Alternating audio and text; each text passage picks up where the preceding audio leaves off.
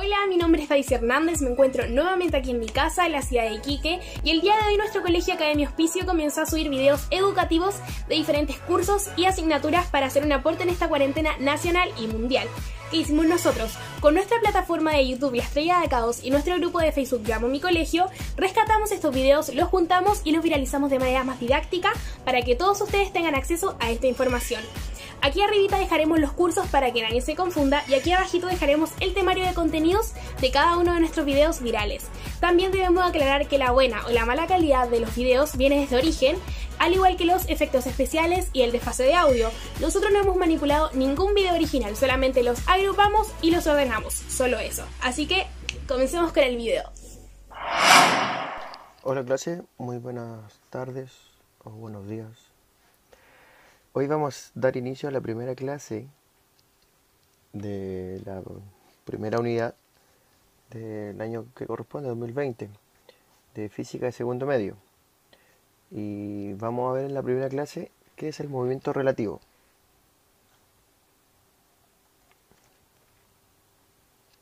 Bueno, los objetivos que vamos a presentar en esta clase va a ser identificar y diferenciar un movimiento, diferenciar entre una magnitud escalar y una vectorial, realizar ejercicios de velocidad y rapidez, identificar qué es un movimiento rectilíneo uniforme. Ya. ¿Qué entienden ustedes por un sistema de referencia? Bueno, un ejemplo básico es que cada vez que buscamos una dirección en una ciudad, por ejemplo, quiero ir a Ripley, pongámonos en el caso de Iquique. Yo me pongo a pensar, ¿qué está cerca de Iquique? O sea, de Ripley. Ya, está la plaza Condel. ¿Qué más hay? Está, al frente hay un banco. Un poquito más abajo está Preunic, que es donde venden artículos de higiene y ese tipo de cosas. Al frente está Corona. Ah, ya, entonces me puedo ubicar en un mapa, por referencia. Entonces cada vez que buscamos una dirección en una ciudad, necesitamos de al menos un punto de referencia. ¿Ya? Y bueno, y este es un lugar donde se encuentra, donde se determina la posición de un cuerpo. ¿Ya? Y un sistema de referencia es un objeto que posee una forma relativamente estable, idealmente un sólido, que se emplea para referirse al movimiento de otro objeto. Un sistema de coordenadas va a ser un eje o un sistema de eje asociado, con el propósito de especificar posiciones de objetos por medio de las coordenadas.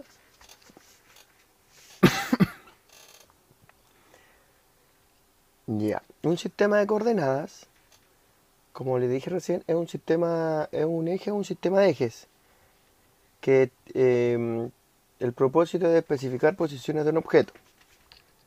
Bueno, ahora lo vamos a analizar, ya que este se divide en tres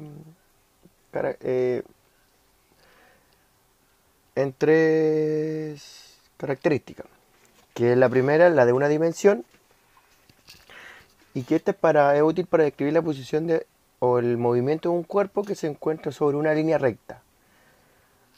Y este consta solamente de un eje horizontal y da un origen. En el caso del ciclista que vemos, tiene una sola dirección, ¿ya? Que es a la derecha y va a ir de una línea recta. Y su punto de origen, si ustedes se fijan abajo, es el número 0. Ese va a ser su origen, el 0. En un eje horizontal que es el X, porque es el horizontal. Luego tenemos el de 2 dimensiones. Y el de 2 dimensiones, como se puede ver ahí, consta en... Bueno, este es empleado para describir la posición o el movimiento de un cuerpo que se encuentra en un plano. Consta de dos ejes, que es el eje X, como podemos ver abajo, que es y va desde el 1 hasta el 5. Y luego tenemos el eje Y, que es hacia arriba. Y tenemos un punto de referencia que es el 0,0. ¿Ya?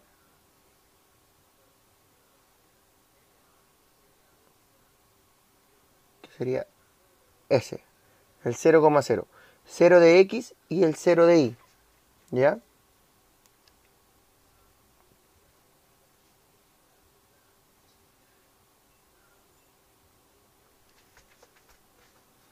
Y por último tenemos el de 3 dimensiones, que nos habla de que claramente tiene tres ejes. Y bueno, este consta de 3 ejes, que va a ser el X, que es el de abajo, tenemos el Y y tenemos el Z. Es por eso que cuando el basquetbolista, o sea, la chica, la basquetbolista, está saltando, va saltando en una línea horizontal hacia el aro.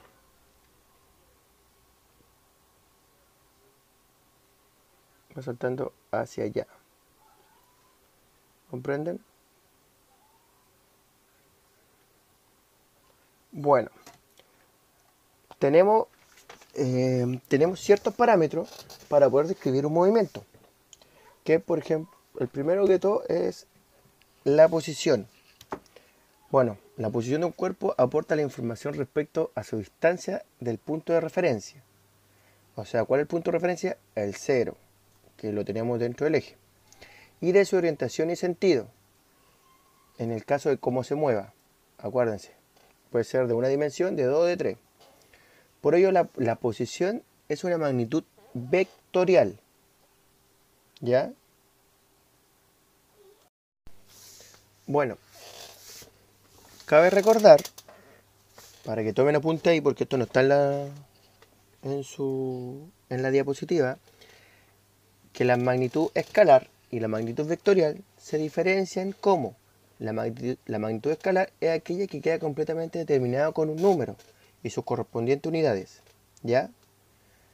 Por ejemplo, el árbol mide 3 metros de altura.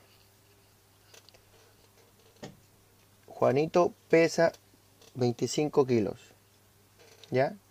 En cambio, y una magnitud vectorial es aquella que además de un valor numérico y sus unidades de módulo, debemos especificar su dirección y sentido.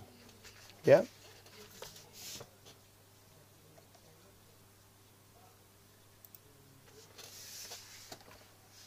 Bueno, tomen ahí también, ojo, importante, un detalle. Una magnitud vectorial, además de un valor numérico, requiere de una dirección y sentido. Vectorial. ¿Ya?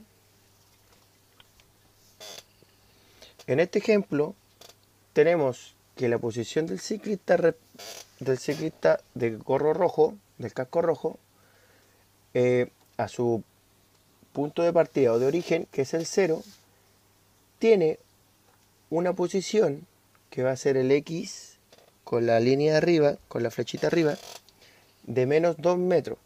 ¿Por qué? Porque desde el centro, de donde está el 0, se tiró el eje X, que va en la línea negra de abajo, y tiene 2 metros hacia atrás, ¿ya? Menos 2.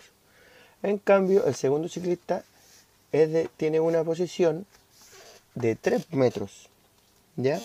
Esa va a ser nuestro ejemplo básico de la posición. Bueno, ahora pasamos a ver lo que es la distancia recorrida y el desplazamiento. Aquí la chica está en una posición inicial A.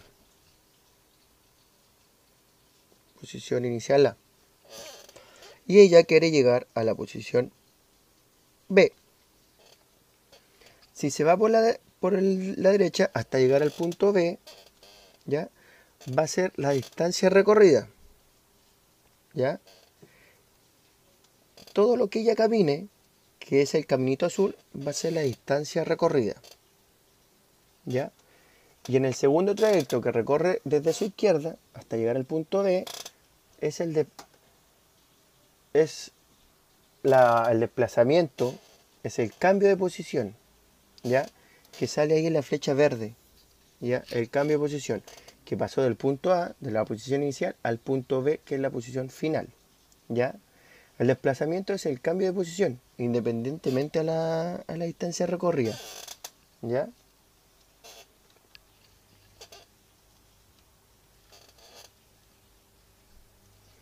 Bueno, por otro lado tenemos lo que es la rapidez y la velocidad.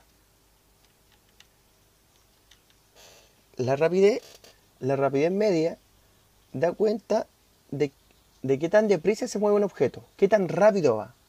Y es la distancia recorrida por unidad de tiempo. ¿Ya? En cambio, la velocidad de un cuerpo corresponde a su desplazamiento por unidad de tiempo. ¿Ya? ¿Ya? Ahí con los ejemplos y ya tirándolo al papel, nos vamos a poder explicar mejor un poquito y lo van a poder entender, porque así, como se lo estoy diciendo, quizás no pega ni junta. Pero son dos cosas muy diferentes, la rapidez y la velocidad. Todos creen que es lo mismo, pero no. Entonces la rapidez, como les vuelvo a decir, o rapidez media, es qué tan rápido se mueve un objeto y la distancia recorrida. ¿Ya? ¿En cuánto tiempo yo recorro de aquí a la esquina corriendo? Sería la rapidez. Por otra parte, la velocidad de un cuerpo correspondería al desplazamiento por unidad en tiempo. Bueno, y estas ambas se miden en metros partido segundo. Acá tenemos la fórmula. Chicos, es importante que con todos estos PowerPoint que uno les vaya dando, ustedes hagan un formulario. Cuando regresemos de clase, yo les voy a pedir su formulario hecho, ¿ya? Porque el día de la prueba, dependiendo cómo estemos trabajando con los ejercicios que yo les estoy mandando y todo, vamos a ver si va el formulario o no se usa el formulario, ¿ya? Pero si ustedes aprenden a usar el formulario, les va a salir todo muy fácil, porque así no tienen que andar buscando, ¿y este ejercicio con qué fórmula se hace? Y andar buscando la punta, los PowerPoint, no. Entonces es importante que tengan una hojita aparte y escriban formulario. Y van poniendo ya la rapidez y ahí vamos. La rapidez se va a describir con la V minúscula, ¿ya? Con una V minúscula, que esa va a ser rapidez. Y va a ser igual a la distancia que se recorrió por un intervalo de tiempo, ¿ya? En cambio la velocidad se va a diferenciar con esa V minúscula, pero con una flechita hacia la derecha, arriba, como sale en el ejemplo, o sea, en la fórmula. Y esto va a ser igual a una diferencia de desplazamiento o de posición partido del intervalo de tiempo, ¿ya? Este intervalo de tiempo puede ser el intervalo de tiempo evaluado como la diferencia de tiempo, como sale ahí ese triangulito que significa diferencia de tiempo, o una T solamente, ¿ya? Todo va a depender del ejercicio. Luego tenemos la relatividad del movimiento, ¿ya? Mire, en el ejemplo, en la imagen que tenemos, una persona que está arriba desde el mástil de un barco arroja una bola, ¿ya? O un objeto, lo que ustedes quieran llamar. El observador que está al frente, que está en tierra firme, podríamos decirlo así, ve caer, vería que al caer el objeto describe una trayectoria de curva, como sale en la imagen de la derecha, una pequeña curva roja, ¿ya? En cambio, la persona que está dentro del barco vería caer el objeto describe como una trayectoria recta, ya que es desde arriba, desde el mástil, hacia abajo, como sistema del barco. Se encontrará en reposo, ¿ya? Bueno, y como dice ahí, el movimiento relativo con respecto al sistema de referencia que escojamos. A partir de esto es posible comprender que ciertos conceptos, como el reposo, solo son válidos en determinados contextos. En el ejemplo, el barco seguía en movimiento, pero adentro de ellos estaban en reposo. Los dos estaban en una posición fija, ¿ya? Ya que un cuerpo puede estar en movimiento respecto a un sistema de referencia, como el contexto, el barco se está moviendo, y a la vez en reposo respecto al del otro. Las personas adentro están en una posición fija. Ojo, también un cuerpo puede describir una trayectoria curva respecto de un sistema de referencia, y a la vez una trayectoria rectilínea respecto al otro, ¿ya?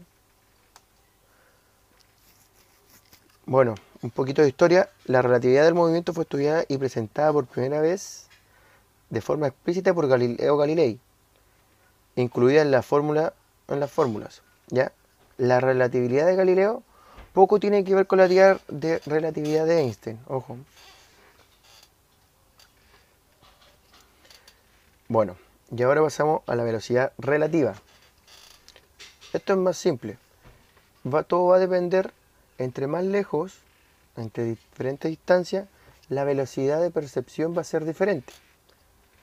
Si un sistema se mueve respecto de otro, su velocidad relativa va a cambiar, ¿ya? Bueno, en la fórmula tenemos que la velocidad del sistema A respecto del sistema B. ¿Cuál va a ser el sistema A?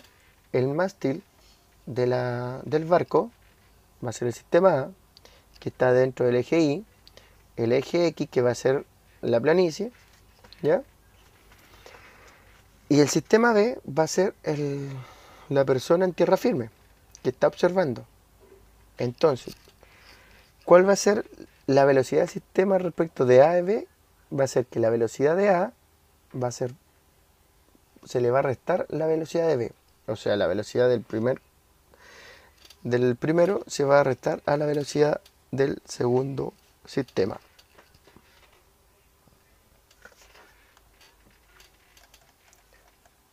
Bueno, ¿y qué tenemos? ¿Qué entendemos por o qué es el movimiento rectilíneo uniforme? ¿Ya? Bueno, el movimiento rectilíneo uniforme es aquel con velocidad constante y cuya trayectoria es una línea recta. Un ejemplo puede ser, yo voy corriendo por el patio del colegio en una sola dirección y ahí llevo una velocidad constante, ¿ya? Y voy en una trayectoria de una línea recta, ¿ya? Analicemos este ejemplo de una ciclista que tiene su posición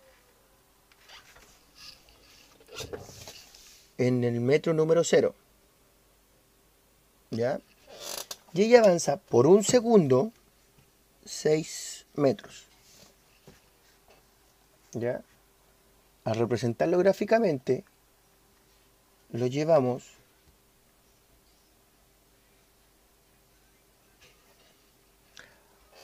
a un eje de coordenadas, ¿ya? El eje X, donde en el eje X, que es el horizontal, se van a anotar todos los valores de tiempo, ¿ya? El eje X. Y en el eje Y se van a poner todos los valores de la posición,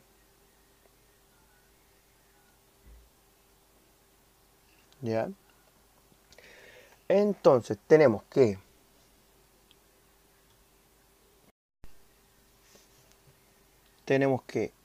en un metro, no, en un segundo recorrido que está en el eje X, se transitó 6 metros. En 2 segundos transitó 12 metros. Y en 3 segundos transitó 18 metros. Ponemos los puntitos, cada uno, como se ve ahí, y tiramos una recta, una línea. ¿Ya?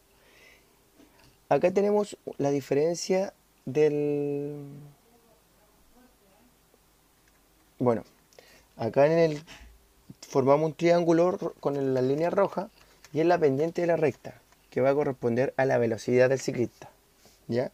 Como sale ahí, la velocidad es igual a la diferencia de posición partido la diferencia de tiempo.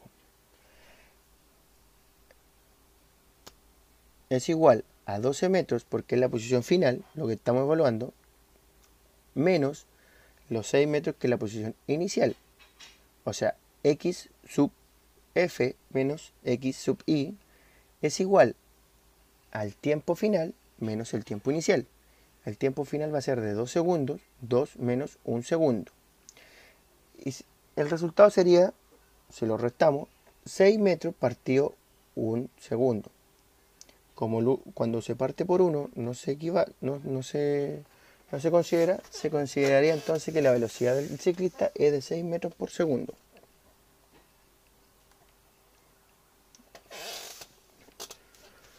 ¿Cómo es el gráfico de la velocidad de la ciclista en el transcurso del tiempo? Bueno, en el eje vertical se consigna la velocidad de velocidad, como les dijimos recién, en el eje X, en el eje Y. Y en el eje horizontal, que va abajo, la consigna del tiempo. Entonces, por 1 segundo, ella fue en 6 metros. En 2 segundos, siempre transitó 6 metros. ¿Ya? Bueno, y en los datos, para poder sacar para los datos del gráfico, la distancia recorrida va a ser, distancia es igual a la base por altura, donde la base va a ser de 3 segundos y la altura de 6 metros por segundo. ¿Ya? Entonces eso nos va a llevar a 18 metros, que eso va a ser la distancia recorrida de la ciclista. ¿Ya?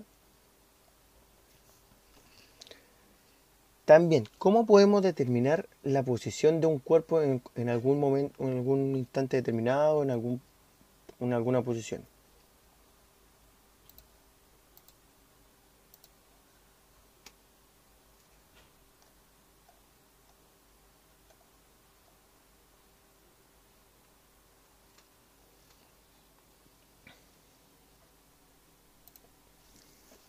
Donde la velocidad media, que es la v minúscula, es igual a la diferencia de posición final menos posición inicial, como le dije, x sub f menos x sub y, partido del intervalo de tiempo. ¿Ya?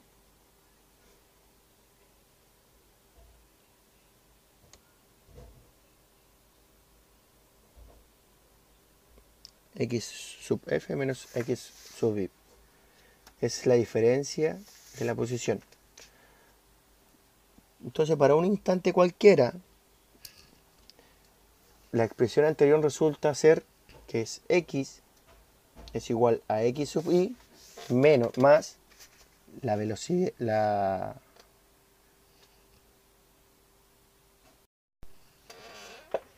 menos la distancia, o sea, más la distancia por la diferencia de tiempo. Esta ecuación igual es conocida como la ecuación itinerario. Y por último, tenemos 3 ejercicios simples, los cuales necesito que me lo resuelvan en su cuaderno. Le saquen una foto y me lo envíen al correo que sale en la prueba. ¿Ya? Ya, chicos, esta es la clase número 1. La siguiente semana le mando la clase número 2 y vamos a seguir viendo lo que es movimiento rectilíneo uniforme. Hasta luego. Clase 1, configuración electrónica. Química para segundo medio.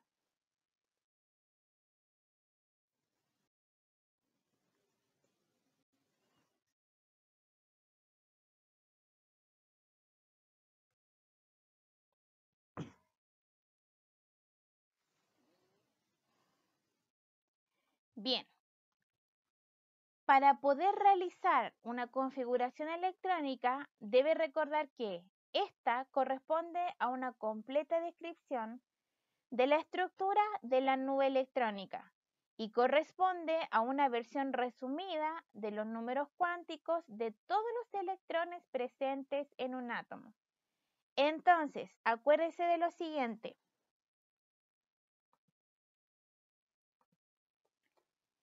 El primer número que quede en nuestra configuración corresponde al número cuántico principal. Recuerde también que cuando usted configura siempre va a terminar en un cierto orbital. De ese último número que usted anota en su configuración, tiene que obtener los valores de los números cuánticos. La letra siempre va a corresponder al número cuántico secundario. Y el número que le quede arriba de la letra siempre va a equivaler a la cantidad de electrones presentes en un tipo de orbital. Cuando usted termine de configurar y anote el último valor basado en el primer principio, va a poder establecer los valores de los números cuánticos. ¿Cómo es que lo va a hacer? N siempre va a corresponder al número que está delante de la letra, que en este caso es 3. L siempre va a equivaler a la letra que usted anotó como último. En este caso, recuerde que en su cuaderno usted anotó una tabla con los valores de L.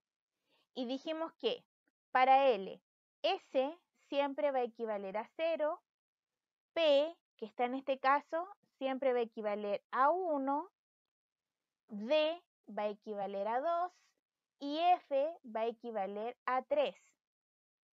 Aparte de eso, usted, basado en el valor de L, va a poder obtener el valor del número cuántico terciario y del valor del spin. Tiene que acordarse de lo siguiente. Para poder calcular M, tiene que acordarse que la fórmula es menos L, 0 y más L. Y basado en eso, en esa fórmula, podemos hacer el siguiente cálculo.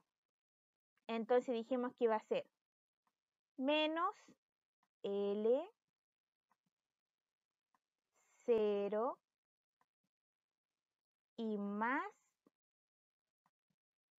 L. Disculpen mis números, mis letras en este caso. Esa fórmula tengo que reemplazarla con el valor de L. Por lo tanto va a ser menos 1, acuérdense, vale 1, 0 y más 1. Perdón. Más 1. Entonces, acá usted se fija que la cantidad de electrones existente en este tipo de orbital es 1. Cada uno de estos valores va a significar un lugar en donde yo voy a poder ubicar mi electrón. Como solo tenemos 1, quiere decir que yo lo voy a ubicar en el primer espacio. Luego vamos a ver una regla que explica por qué es así. Y la flecha queda mirando hacia arriba. Como quedó acá, significa que equivale a ese valor, menos 1. Y siempre que la flecha quede mirando hacia arriba, va a significar que su valor es más 1/2. ¿Sí? Más adelante vamos a reforzar ese contenido en todo caso.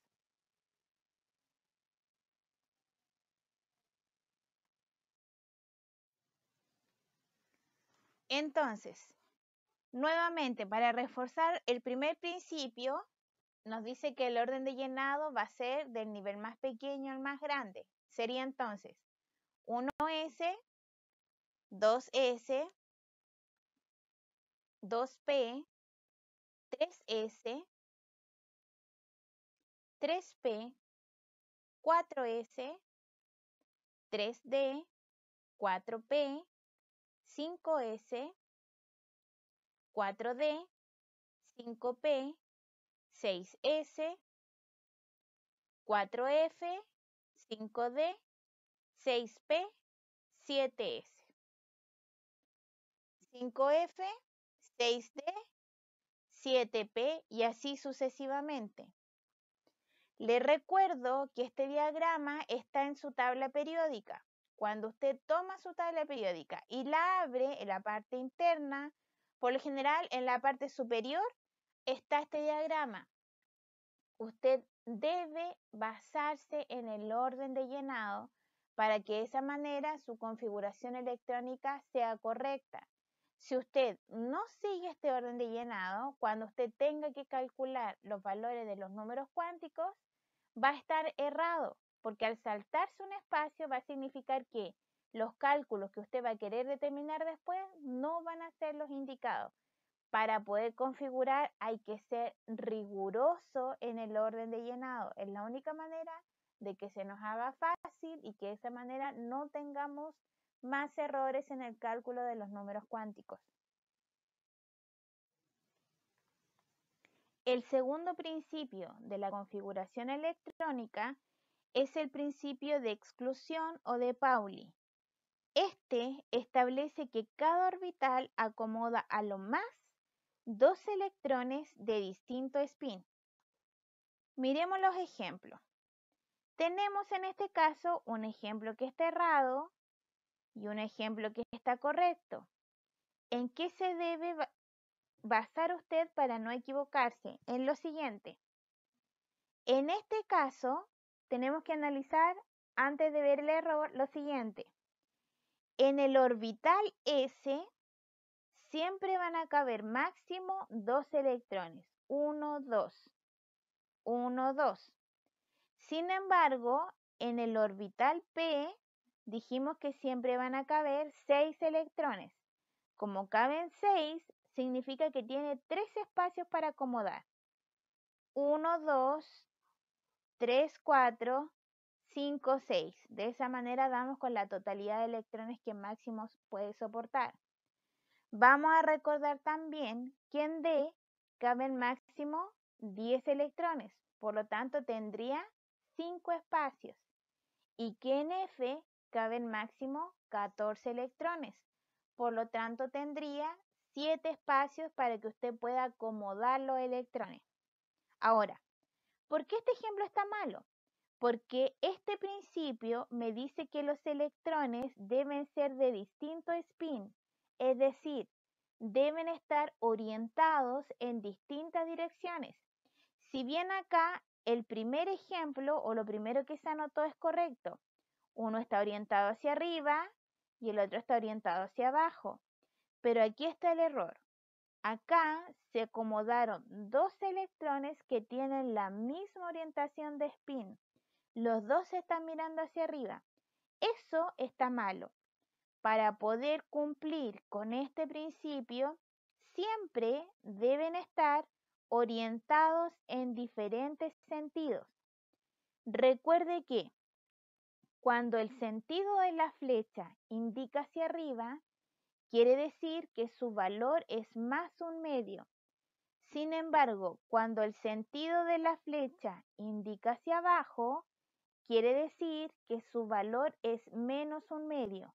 Esto es muy importante, ya que con la dirección de la flecha nosotros vamos a poder determinar cuál es nuestro cuarto número cuántico, que en este caso corresponde al sentido de spin. Debemos ser rigurosos al momento de acomodar los electrones para que de esa manera no tengamos errores que nos hagan calcular un mal sentido de spin. El tercer principio de la configuración electrónica se llama principio de multiplicidad o de Hahn. Este principio establece que los electrones van entrando a los orbitales de uno en uno y primero con el mismo spin. Luego vuelven a llenar los espacios vacíos, pero con el spin contrario, es decir, con la dirección contraria.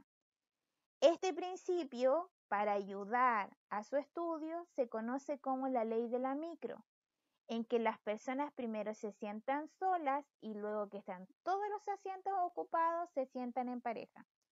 Miremos los siguientes ejemplos para que nos quede más claro. Tenemos 4 configuraciones electrónicas del boro, carbono, nitrógeno y oxígeno. Todas terminan en P. Vamos a recordar que en P significa que caben máximo 6 electrones. Por eso es que tenemos 3, entre comillas, asientos. 2 electrones, 4 electrones, 6 electrones máximo. Pero nosotros vamos a tener que ubicar en estos casilleros solo el número de electrones que sobre, que estén en la última capa. En este caso hay 1, por lo tanto lo ubicamos en el primer espacio vacío. En este caso hay 2. Por la ley de la micro vamos a recordar que a ellos les gusta sentarse solos, por lo tanto tenemos que cumplir esta ley. 1, 2.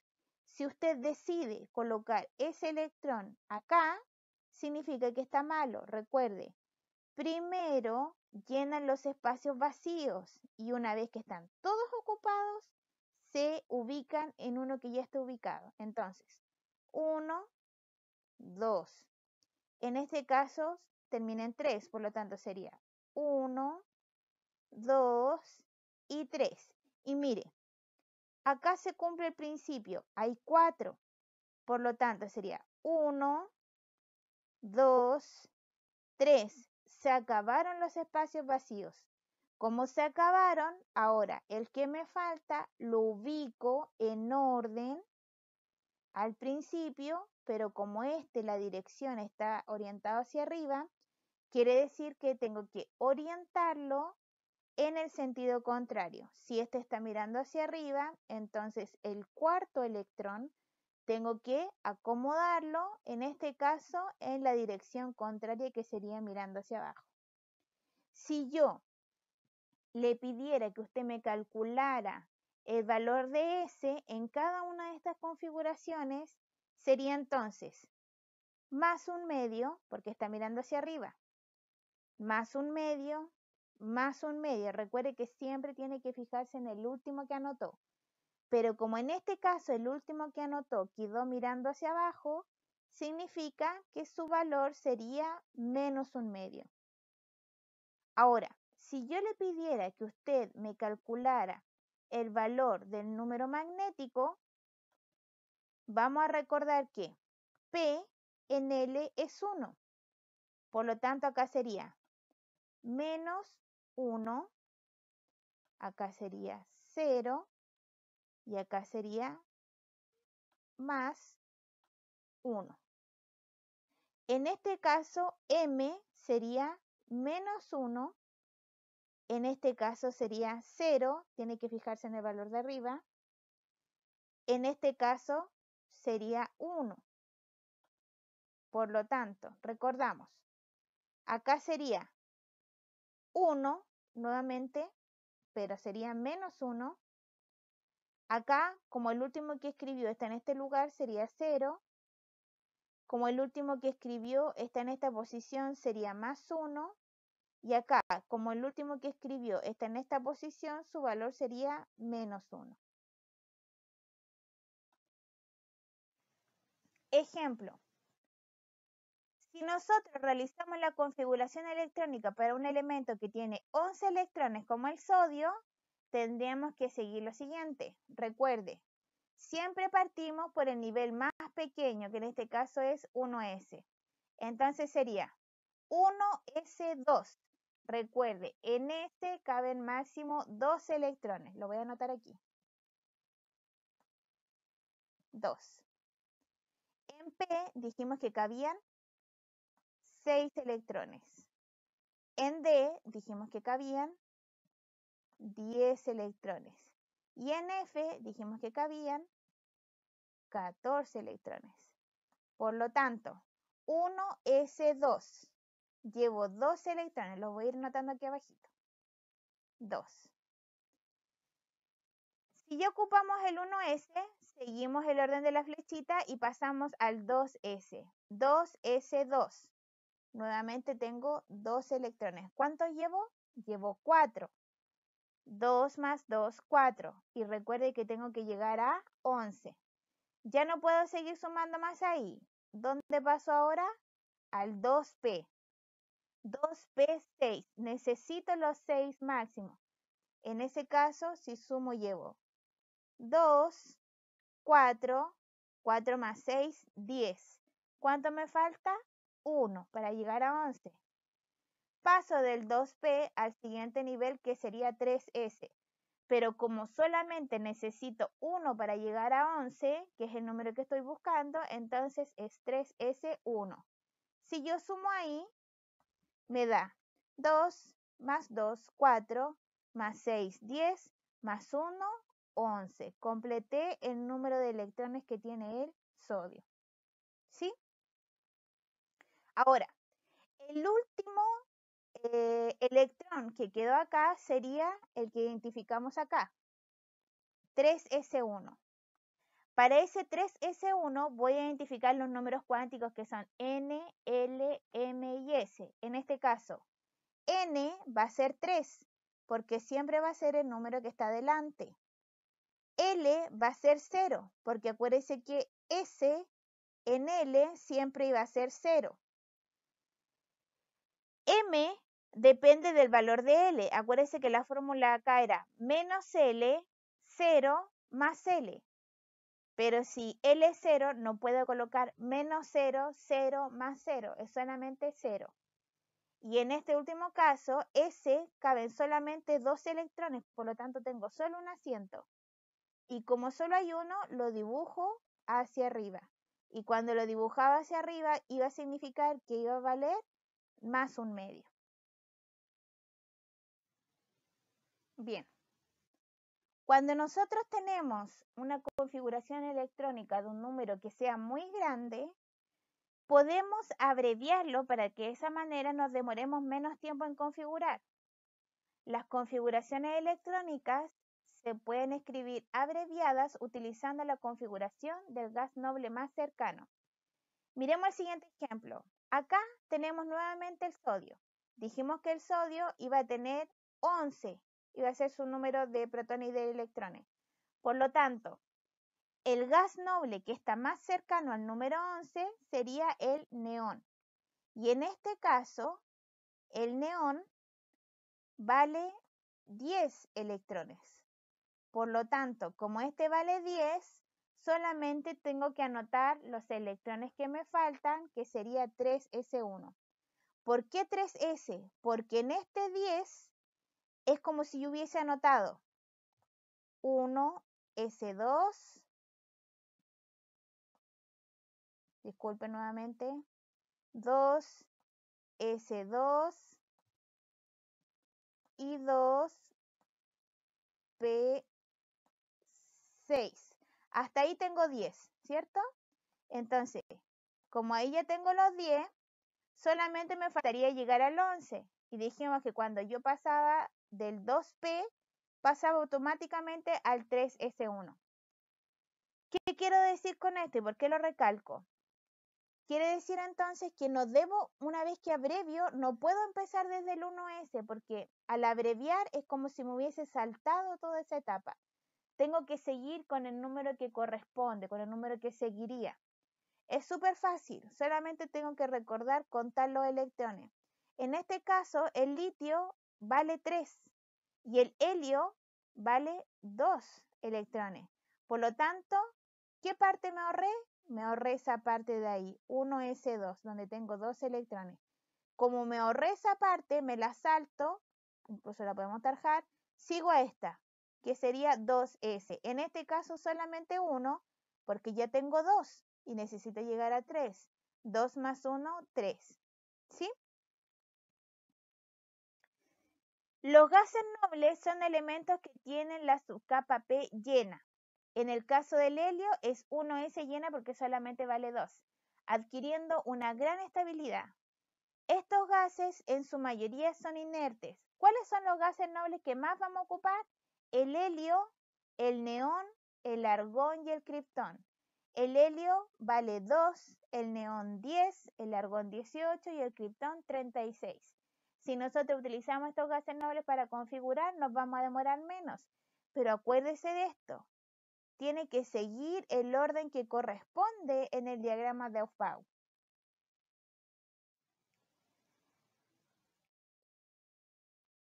En su guía hay ejercicios que usted va a poder realizar. En este caso, vamos a realizar este ejercicio. Es el ejercicio número 13 de su guía. Dice, la configuración electrónica del elemento magnesio, que tiene 2 electrones, establece que los números son cuántico principal, secundario y magnético del último electrón son.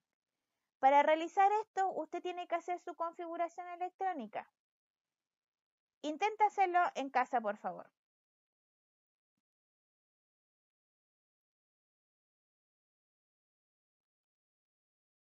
Bien, en este caso, la respuesta correcta es la E. Veamos, si tiene 2 electrones, configuro. Sería, disculpen, 1, S2, 2, S2, 2, P6, ahí llevo 10, 2 más 2, 4, más 6, 10, y sigue 3, S, en este caso, 2. Si sumo ahí, tengo 2, más 2, 4, más 6, 10, más 3, 12. Completo los 12 electrones. Entonces, estoy buscando N. N siempre va a ser el número de adelante. En este caso es 3.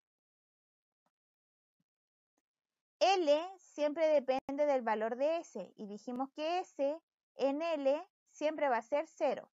Acuérdese, S iba a ser 0, P, 1, D, 2, F3.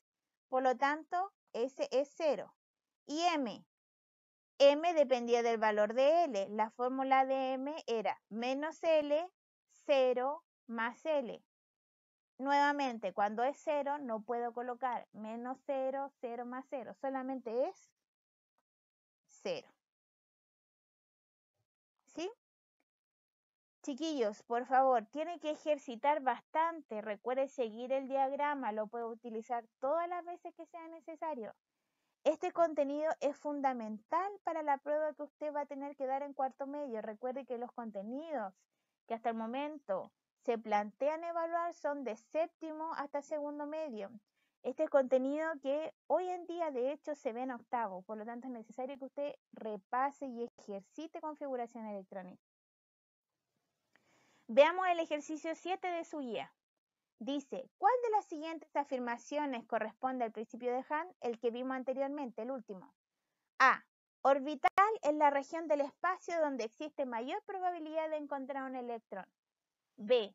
Los subniveles S, P, D y F contienen como máximo 2, 6, 10 y 14 electrones. C. El orbital S tiene forma esférica. D. Los electrones de un orbital deben tener espines contrarios. E. Todos los orbitales de un subnivel son llenados parcialmente para después ser completados. En este caso, la alternativa correcta es la E. Ya, eso es lo que nos dice al principio. ¿Cuál es la actividad de esta clase? Va a completar la siguiente tabla. Yo le voy a entregar el número atómico Z, que en el caso de las tablas modernas se encuentra arriba. Y con ese número atómico usted me va a identificar qué elemento químico es el que yo le estoy preguntando. Me va a colocar el nombre y el símbolo del elemento químico. Y una vez que ya tenga eso, me va a realizar la configuración electrónica. En el caso de que pueda abreviarla, también me va a hacer la configuración electrónica normal y la configuración electrónica abreviada. Bien, chicos, que estén bien. Nos vemos en la próxima clase.